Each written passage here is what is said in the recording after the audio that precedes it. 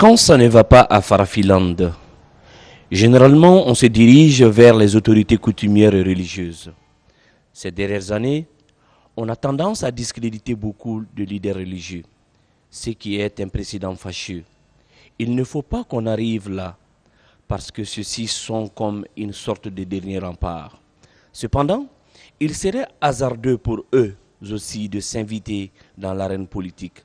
Sinon, ils seront traités sur le même pied d'égalité que les hommes politiques, en ce sens qu'on ne leur fera aucun cadeau. Car dans cette arène, tout est presque permis. Cette tendance à discréditer les leaders religieux s'explique par le comportement peu honorable de certains d'entre eux. Il est admis dans toutes les religions révélées que la propriété au sens figuré, au sens propre, est de mise. Cependant, à Farafiland, les leaders religieux, pas tous heureusement, sont prêts à tout, sauf faire haro sur l'argent. Ce, quelle que soit son odeur, qu'elle soit bonne ou mauvaise, pourvu qu'ils en trouvent. Ce sont de véritables businessmen en qui il sied le qualificatif d'homme de foi véreux. Sur ce point, des habitants rivalisent de qualificatifs. D'aucuns les appellent leaders religieux ou opérateurs religieux, quand ce ne sont pas des leaders religieux, dealers étant l'anagramme de leader. D'autres les appellent tout simplement opérateurs économiques ou opérateurs politiques. Mesdames et messieurs, fidèles téléspectateurs d'Africa Télévision, bienvenue dans votre émission Page africaine. Page africaine qui reçoit aujourd'hui cet auteur, journaliste malien, notre invité, est titulaire d'une maîtrise en communication et journalisme de l'Institut de gestion et de langue appliquée au métier de Bamako, directeur de publication du journal L'Éveil Hebdo, correspondant de l'agence de presse Incha Chine Nouvelle au Mali depuis 2011. Après les révélations sur Amadou Hampâté-Bâ, notre invité, M. Lamfia Sinaba, nous revient avec cet ouvrage intitulé Cohabitation. Toyiboui, cohabitation à Farafiland. Tolé et Toyiboui dans un pays en proie à une instabilité multiforme. Monsieur Sinaba, bonjour et bienvenue sur le plateau des Pages africaines. Bonjour et merci pour l'invitation. Alors, quoi de plus normal que de vous recevoir sur ce plateau dont vous êtes déjà un habitué. Après les révélations sur Amadou Hampâté-Bâ, vous voilà aujourd'hui avec un ouvrage intitulé, n'est-ce pas, Cohabitation. Alors, quelles sont les tensions qui cohabitent? Il y a plusieurs tensions dans la cohabitation. Dans la cohabitation entre les habitants à Farafiland, il faut reconnaître que tout est parti d'une réunion avortée, peut-être qu'on aura l'occasion d'en parler. Et cette réunion avortée a suscité des tollés, des tohu-bohu dans la cohabitation. Donc la tension est née dans la cohabitation. Et cette tension née de la réunion avortée, il faut reconnaître qu'elle fait suite à une autre tension, sinon à d'autres tensions dans la cohabitation. Des tensions nées notamment de la mauvaise gouvernance, de la mauvaise répartition des ressources naturelles, des ressources de l'État, la mauvaise redistribution des ressources accumulées par l'élite qui s'en est accaparée. Donc ça a créé une série de tensions dans la cohabitation, d'où le titre Cohabitation, tension dans la cohabitation. Mais est-ce que vous ne pensez pas avoir brûlé des étapes quand on sait que vous nous avez d'abord habitués à imprimer un livre, n'est-ce pas, sur la vie de cette bibliothèque monumentale qui est Amadou Hampâté-Bâ, et brusquement on se retrouve, n'est-ce pas, dans la cohabitation où vous touchez du bout du doigt tous les fléaux qui minent Farafiland, pour ne pas parler tout simplement du Mali, votre pays. Bon, pas que du Mali, c'est vrai, il y a beaucoup de réalités maliennes qui sont évoquées, mais j'ai voulu aller au-delà du cas du Mali, parce que quand on analyse, on se rend compte qu'il y a certains événements qui font référence à d'autres pays. Mais je ne pense pas qu'il y ait une précipitation dans la mesure où il y a quelque part une corrélation Parce que dans Révélation sur Amadou Hampâté-Bâ, le visionnaire, le francophone et le tradiféministe, il y a un aspect lié au mariage que j'ai évoqué, un certain nombre de pratiques en amont, pendant et en aval du mariage. Et ça, c'est un mariage hétéro. Et dans mon imaginaire, je m'imaginais sur un plateau de télé en Occident où on me fait ce reproche de ne parler que de ça. J'ai dit, mais parce que chez nous, c'est ça. Ailleurs, s'il y a le mariage homosexuel, tel n'est pas le cas chez nous. Et ce n'est pas à moi de parler à la place des homosexuels pour les défendre. Donc, je me dis, pourquoi ne pas aussi parler de ce sujet-là? Parce que le déclic de l'ouvrage part de là. Il y a une réunion avortée des gays et des lesbiennes. La réunion n'a pas pu se tenir. Malgré que la réunion n'a pas eu lieu, ça a suscité des tollés et des tollibouis, des révoltes même. Il y a eu des réactions plus ou moins, des réactions vraiment virulentes, acerbes, à l'endroit des homosexuels, des gays. Mais le personnage qui est beaucoup plus virulent, c'est vraiment un imam du récit. Et par la suite, je dois m'empresser de le dire parce que c'est un faux imam qui se sert de l'islam au lieu de servir l'islam. Donc je ne pense pas qu'il y ait des étapes brûlées, c'est plutôt une continuité dans la mesure où il y a un aspect là où il y a un personnage qui s'interroge et qui interroge par rapport au développement. Il dit que lui, quand on parle de développement, on se pose forcément un certain nombre de questions. Développement, qu'est-ce qu'on entend par développement? Développement par rapport à qui? Développement par rapport à quoi? Pourquoi voulons-nous même le développement? Qu'est-ce qu'on attend du développement souhaité? Le développement ainsi souhaité est-il compatible à nos réalités? Prend-il suffisamment en compte nos préoccupations? Voici là un certain nombre de questions, certainement parmi d'autres, qui constituent la problématique même du développement. Et cette problématique, à mon avis, ne se pose de façon pérenne et efficace que lorsqu'on aura résolu la question de savoir qui nous sommes, d'où nous venons, pour savoir où aller. Donc, ce qui renvoie à la question de la quête de soi. Et je pense que dans le précédent ouvrage sur Amadou Hampâté-Bâ, il a été beaucoup plus question de cela. Mais il y a le personnage s'interroge du nom de Barthélémy Ali Banga. Il va encore beaucoup plus loin en disant, certes, il est pour cette quête de soi, mais il s'interroge aussi en se posant la question de savoir est-ce que cette quête de soi doit être de nature à remettre en cause les chances des générations actuelles et celles des générations futures. Il le dit à la suite d'un événement dans le récit, dans l'ouvrage là où il y a un personnage qui estime qu'il a le droit de vie et de mort sur ces sujets parce que lui il est le maître, il s'adresse à ses esclaves. Donc la tradition admet cela, mais est-ce qu'aujourd'hui on doit continuer à perpétuer cette tradition de l'esclavage par ascendance? Et je pense que l'actualité a été vraiment dominée par cela il y a quelques semaines. Alors, question d'actualité, on en viendra toujours tout de suite dans cet ouvrage Cohabitation. À travers le titre Cohabitation, on s'attendait plus peut-être à une encyclopédie de tous les facteurs, n'est-ce pas, de questionnement aujourd'hui par rapport à l'instabilité sociale. Mais nous avons vu que vous avez suscité plus de sujets de discussion dans l'ouvrage que vous ne vous êtes apaisanti sur un seul côté. Pourquoi cet aspect?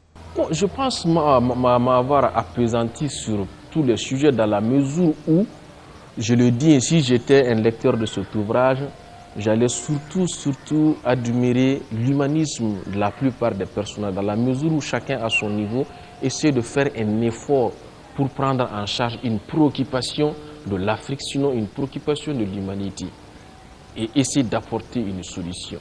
Par exemple, le sujet concernant l'immigration, pour dire que c'est vrai, l'ouvrage parle fondamentalement, essentiellement du cas du Mali, mais ce n'est pas que le cas du Mali, dans la mesure où l'immigration aujourd'hui, c'est vraiment un sujet transversal, un sujet qui concerne l'Afrique d'une manière générale, en particulier l'Afrique subsaharienne. Alors, comme vous le dites si bien dans l'ouvrage, tout parle, n'est-ce pas, d'une réunion de guerre avortée, où à partir de ce tas, n'est-ce pas, va se détecter, on va détecter, n'est-ce pas, la personne qui va être carrément l'acteur principal même de votre ouvrage, qui est ce jeune homme. Alors, raconte-nous un tout petit peu l'histoire de ce jeune homme. En fait, ce jeune homme, il dit que lui, il pense que le fait il s'acquitte de ses devoirs en tant que citoyen, au même titre que les autres, que cela est un motif valable pour qu'on l'accepte en tant que tel, en tant qu'homosexuel. C'est pour cela, à un certain moment donné, il revient sur un certain nombre d'acquis, sinon un certain nombre d'actions qu'il a menées. Il dit qu'il est régulé avec le fisc. Jamais il n'a été question de redressement fiscal dans ses entreprises. Il s'acquitte de ses impôts. Il fait comme il agit comme les autres citoyens, mais malgré tout, il oublie que Franc-Finlande est une société qui, malgré, et ça c'est le dernier paragraphe même de l'ouvrage, là où j'écris que malgré toute cette évolution, cette modernité, malgré le degré de perversité, si on peut le dire ainsi, atteint, malgré tout cela, Franc-Finlande n'est pas encore une société qui est prête à accepter une telle union.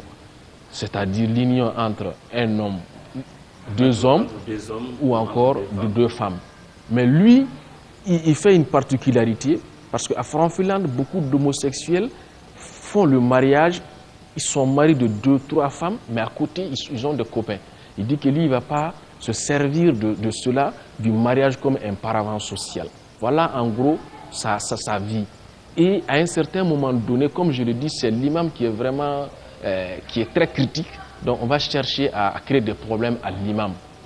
Et on s'arrange à ce qu'il y ait un forum interreligieux à l'étranger et on s'arrange à ce que l'imam puisse participer. C'est de là-bas qu'on va le piéger avec une prostituée de circonstances qui n'en est pas une en réalité parce qu'elle a été sollicitée pour les causes, les besoins de la cause. Et l'imam, comme il faut le dire, cette particularité, c'est qu'il aime beaucoup la femme, surtout les petites filles. Et il y a un passage qui dit que il aime la fraîcheur. Pas un seul mot, la fraîche chair. Cette chair, qu'elle soit halal ou haram, pourvu qu'elle soit de nature à ensoleiller ses nuits, lui il est partant. Et il va tomber dans le piège parce qu'on va le prostituer on va le piéger avec une prostituée du nom de Jennifer. Parce qu'on avait tenté l'expérience avec la drogue, mais on s'est dit que non, cette expérience ne va pas passer parce que tout le monde dira que c'est un piège, mais peut-être avec la femme à coup sûr, on dira que c'est un habitué de la sauce. Donc, on va le piéger. Et pour faire court, quand Jennifer va taper à sa porte, elle dit, je suis là pour vous rendre le séjour agréable. L'imam est étonné. Elle-même le dit, la prostituée. Ah, je vois que vous êtes étonné de vous parler de séjour. Elle fait semblant de se retirer en disant, ah, certainement que je me suis trompé d'hôtel et de chambre. L'imam dit, non, il faut rester. Il n'y a pas de rencontre fortuite. Certainement que le bon Dieu a voulu que nous puissions passer ce moment ensemble. Alors, mais est-ce que quelque part... Mais ce qui est dramatique, c'est que quand on va piéger l'imam, on pense qu'on s'est tiré d'affaire. Parce que cet imam, en réalité, comme je le dis, il n'en est pas un en tant que tel, parce qu'il se sert de l'islam, il attire l'attention des riches arabes pour qu'ils puissent avoir leur zakat, leur aumône. Mais le vrai imam qui va faire irruption, si on peut le dire ainsi, sur la scène, lui vraiment, il est encore beaucoup plus partisan d'un imam rigoriste, fanatique, d'un discours vraiment fanatique, et il promet l'enfer sur terre aux homosexuels. Alors, promettre l'enfer sur terre aux homosexuels. Mais est-ce que quelque part, vous victimisez d'abord votre personnage principal qui est carrément un homosexuel? Oui, je préfère l'un des principaux personnages parce qu'il y a un autre jeune, son histoire, à ma foi, si on essaye de faire le distancing, le timing accordé et aussi si on essaie de faire une sorte de racisation, on se rend compte que quelque part, il occupe le même espace qu'un certain Sirakatou oui. Qu'on a vraiment... surtout, oui. Je veux dire, lorsque vous prenez par exemple l'un des héros de votre ouvrage est un homosexuel, est-ce que quelque part vous n'essayez pas de légitimer non, ça c'est une question très pertinente. J'aime beaucoup cette question. Parce que mon intention en écrivant cet ouvrage n'est nullement de faire la promotion de l'homosexualité, parce que tout simplement l'ouvrage a une ambition d'aller au-delà de nos frontières et il y a de ces pays où l'homophobie elle est interdite. Ça c'est le premier aspect. Mais l'autre aspect aussi, donc ce n'est pas pour faire la promotion, mais je ne l'ai pas aussi agressé. Parce que si je les agressais, comme je le dis, l'homophobie elle est interdite, ça aurait peut-être joué sur la promotion de l'ouvrage, donc je ne l'ai pas agressé. Mais je n'ai non plus fait la promotion de l'homosexualité. Parce que si je le faisais, c'est ma propre famille d'abord qui allait me renier. Et je pense que quand j'ai abordé le sujet pour la première fois avec mon frère qui est médecin, il me dit, bon, c'est un sujet, c'est une société qui n'est pas encore prête à ces choses-là. J'étais avec un de ses amis, il dit que mais tu es journaliste, après tout tu es dans ton rôle d'écrivain. Il faut alerter, quelque part il fallait en parler parce que c'est pas pour me jeter de fleurs, mais je crois savoir que c'est une première qu'on aborde le sujet au Mali dans un ouvrage. Et quand j'étais invité d'une émission avec mon ami Robert Dissa, quand je dis que mon prochain ouvrage parle d'un sujet polémique, l'homosexualité, il y avait une consoeur qui est aujourd'hui une référence en la matière, Fatoumata, elle me dit mais pourquoi pas, il faudrait qu'il y ait quelqu'un qui en parle. Je pense que en ce sens c'est quelque chose qui est à saluer. Sinon, mon intention n'est nullement de faire la promotion ou encore de les attaquer.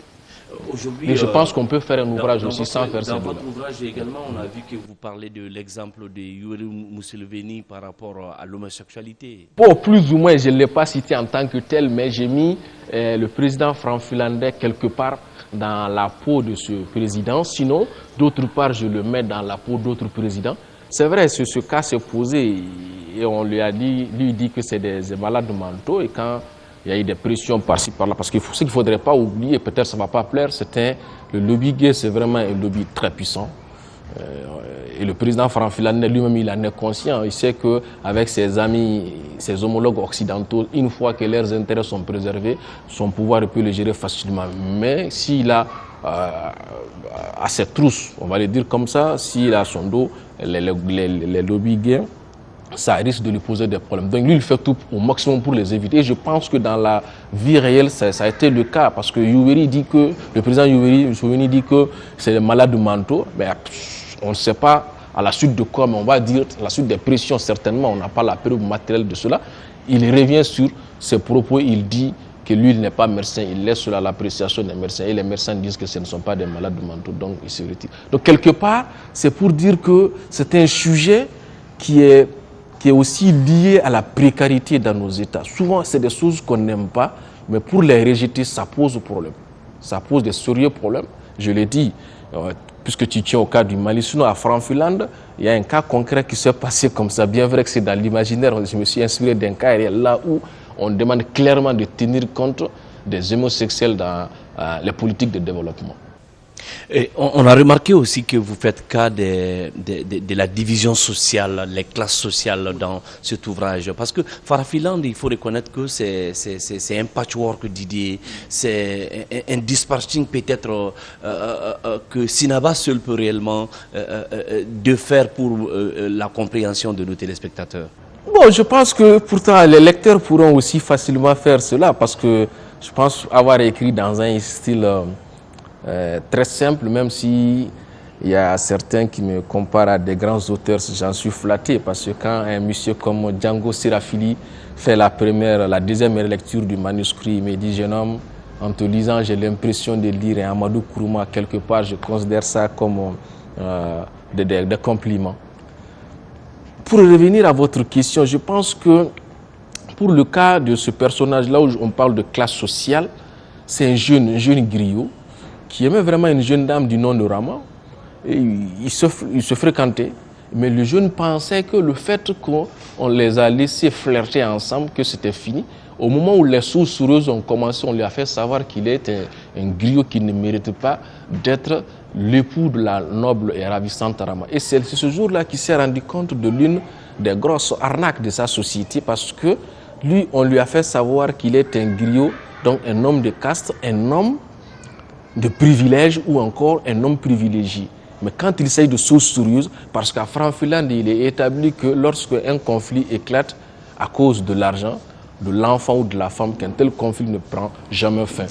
Ça veut dire que la femme est pour quelque chose dans la société franc-finlandaise. Et quand il est question de femme, lui, on lui ôte ce titre de privilège qu'on lui avait accordé. Donc c'est là où il s'est dit que la mort, elle est due, elle est très dure, elle devient davantage et beaucoup plus cruelle quand elle s'offre à l'individu, à l'être humain comme solution à l'humiliation. Il dit qu'il a une telle mort, il la préfère. C'est là où il va se suicider.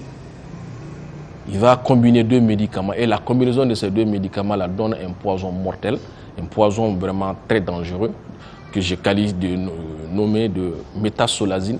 Et quand il avale ça, le drame aurait pu se limiter à lui. Malheureusement, la première personne à entrer en contact avec le jeune Sirakatou, son corps inerte sans vie, était sa dulcinée, la belle et ravissante Arama. Et quand elle découvre que son soupirant s'est donné la mort à cause d'elle, elle aussi dit que sa vie n'a pas sa raison d'être. Elle avale le reste de la combinaison comme si ce reste lui était destiné. Et le drame aurait pu également se limiter aux deux si on n'avait pas découvert par la suite, par l'entremise d'une amie à elle, qu'elle était enceinte. Donc, du coup, on se retrouve avec 3 morts. C'est là où l'intello du roman du nom de Barthélemy Ali Banga intervient pour interpeller. Il interpelle les consciences. Il dit qu'il est pour la tradition. Comme je le disais tantôt, il est pour la quête de soi. Mais il ne faudrait pas que il se pose la question, est-ce que cette quête de soi doit être de nature à compromettre l'essence des générations futures? De nature à compromettre les générations futures. Alors, vous parlez également de l'instabilité, n'est-ce pas, sociale. Aujourd'hui, nous savons, vous le dites bien déjà dans le titre, hein, un pays en proie à une instabilité multiforme. Instabilité sur le plan sécuritaire, instabilité sociologique, instabilité politique, instabilité religieuse. Alors, qu'est-ce qu'il faut réellement faire aujourd'hui à Farafiland? Que chacun assume ses rôles, que le politique joue le rôle qui est le sien, que le religieux joue le rôle qui est le sien, que chacun à son niveau joue correctement et joue franc jeu. Parce qu'on a ce problème aujourd'hui, hein, dans nos États. Et pour illustrer cette instabilité du point de vue politique, il y a le président franc-finlandais qui fait un rêve. Et dans ce rêve, l'interprétation devient compliquée parce qu'à Franc-Finlande, on dit dans le rêve que lorsque on rêve qu'on a tiré sur vous, si le tir est lancé, ce qui veut dire que c'est un complot qui est tramé, qui a été dirigé. Mais dans le cas du président franc-finlandais, on tire sur lui. Au moment où la balle s'apprête à sortir, le canon de fusil s'est tordu. Donc maintenant, il y a problème. Est-ce qu'il y a eu tir? Est-ce qu'il n'y a pas eu tir? Donc, il y a complot, il n'y a pas eu complot. Il fallait voir un devin. Et le devin qui a été chargé de gérer l'affaire va demander à ce qu'on puisse apporter du lait frais et du lait caillé de la chauve-souris. Et le conseiller chargé de l'affaire du rêve présidentiel vient dire au devin que le sacrifice a été appliqué à la lettre. Il dit voilà, c'est ce dont je doutais, votre sincérité vis-à-vis du président de la République. Parce que son entourage lui a menti. Et dans nos États aujourd'hui, très souvent c'est comme cela. Donc vous pensez qu'à Farafiland, les chefs d'État sont mal conseillés? Ils sont laissés à leur propre sort. Même s'ils sont quelque part aussi, la faute leur incombe parce que les gens n'ont pas le courage pour défendre leur poste de dire certaines vérités à ces dirigeants-là. C'est la raison pour laquelle, à mon avis, il y en a qui mentent pour préserver leur poste. Mais le choix par rapport à la chauve-souris, je l'explique aussi par le fait que c'est un animal vraiment qui est extraordinaire. Et si on demande les oiseaux, il vient, mais il ne fait pas sa vie, sa maternité comme les oiseaux.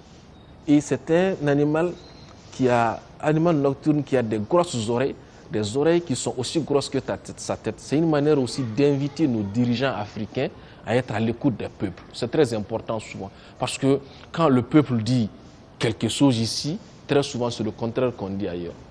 Je me rappelle quand on prend par exemple le cas du franc CFA, il y a certains leaders africains qui estiment qu'on doit sortir du franc CFA. Mais au moment où Kémy Séba en parle ici, le lendemain, les dirigeants vont dire autre chose. Donc quelque part, il y a ce manque de corrélation aussi entre les dirigeants et les peuples. Quelque part, il faudrait qu'on puisse aller à cette harmonie des points de vue. C'est très important à mon avis. Alors, votre dernier mot par rapport à cette émission Page africaine qui vous accueille pour la seconde fois. Et puis voilà, votre mot aussi à l'endroit du peuple farafilandais. Que le peuple franc-finlandais s'assume qu'il y a des défis réels de développement à relever. Et donc, pour ce faire, que chacun à son niveau joue son rôle, mais jouer franc jeu, c'est très important. Et de dire bravo à l'émission, parce que ce n'est pas facile. Vous faites d'énormes efforts pour faire la promotion de nos œuvres. Ce remerciement, on ne le dira jamais assez. Et c'est l'occasion aussi de demander à des partenaires. C'est vrai, il y a des gens qui sponsorisent beaucoup de choses, mais je pense que des émissions comme ça méritent d'être soutenues, méritent d'être sponsorisées. Message bien entendu, mesdames et messieurs, chers téléspectateurs d'Africa Télévision. Nous étions à la Maison de la Presse de Bamako et l'émission recevait sur son plateau monsieur Lamfia Sinaba, journaliste malien, journaliste et écrivain, auteur maintenant de 2 ouvrages. Le premier ouvrage s'intitule Les révélations sur Amadou Hampâté-Bâ et le second ouvrage, ce chef-d'œuvre intitulé Cohabitation, notamment la cohabitation des tensions. Mesdames et messieurs, merci, la tension dans la cohabitation. Merci d'avoir été de nôtre et à la prochaine.